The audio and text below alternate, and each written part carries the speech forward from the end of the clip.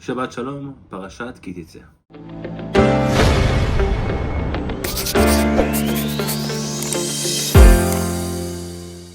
Shalom everyone, Shabbat Shalom. As you can hear, I'm not in 100% healthy. I woke up with this cold, so I tried to make it sweet and short.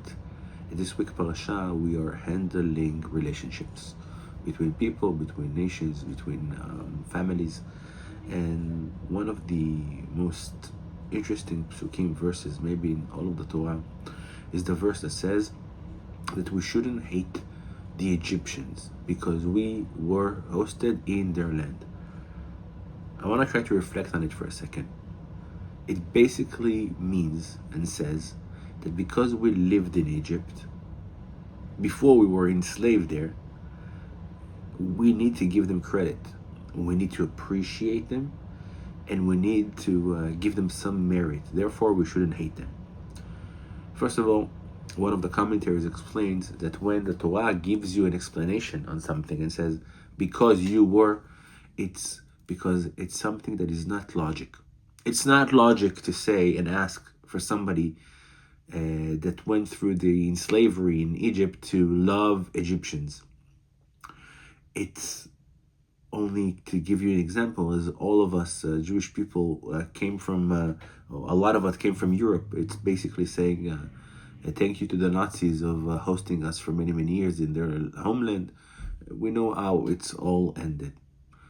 What is the Torah trying to say to us? And when you look at this in a wider perspective, you actually see that there are a couple of other nations and the way we should treat them. Not only we shouldn't hate the Egyptians, we shouldn't also hate the Edomites. Edomites, the story of Esau, this is his children, because he was your brother. Again, you remember all the bad things that happened, wait for a second, also remember that he was your brother, and appreciate it and don't hate them.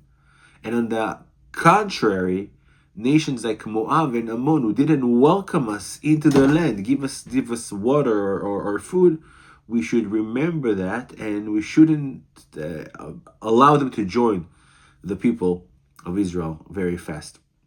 So what is all of that reminding and forgetting and appreciating the small minor good deeds they did? I think to summarize it in a couple of levels is, number one, acknowledging good. And this is something that is a subject we talked about many, many times. The Torah is trying to tell us many, many times how much it's important for having a thankfulness and to gratitude to good things that happen to you. Yes, in the bigger picture, we were slaves in Egypt, but in the beginning, there was famine, and they welcomed us, pretty nice in the beginning of when we arrived to Egypt. And think about it, how many times during the Torah we're reminded of small, minor things and the obligation of us to remember the good. Remember the good. How Moshe is not allowed to hit the ground and the water, the Nile, because it saved him. Appreciate the good in life. Why is it important? Because if you don't appreciate the good in life, one day you will reject God as well. If you understand how every minor, every small things in life which is positive towards you, and as we always remember, it's not, nobody owes you anything. But if you acknowledge the good, you will acknowledge God's good as well. So that's the very basic level of remembering the good inside the bad. But I think there's another layer here, and it's basically of how you want to live your life. I think that the fact that we are being asked not to hate the Egyptians doesn't necessarily talk about the people of Pharaoh and his people at that time. Today you see an Egyptian in the streets. Are you still seeing him accountable for what happened there hundreds of years ago?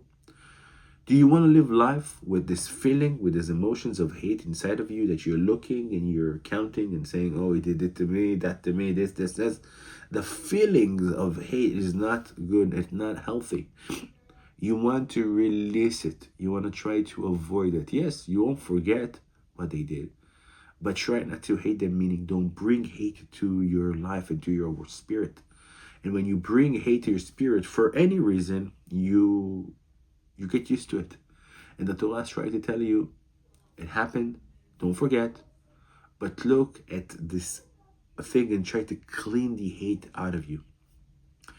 And the flip side, as we said, to remember the negative things that that nation gave us as well, is the general bigger picture that says that everything in this world happens for a reason. Everything in this world happened, and we need to learn about the way we need to treat the world and treat others as the way they treat us. It is not a story of revenge. It's a story of understanding the philosophy. And what's interesting about Ammon and Moab, as the verse says, is they brought us Bilam and Balak, and eventually they brought the women of Moab temptation to the Jewish people. Our sages says as follow: it's one thing if somebody wants to kill you, but if somebody wants to lower your holiness level, your moral levels, your spirituality, this is something you shouldn't forget.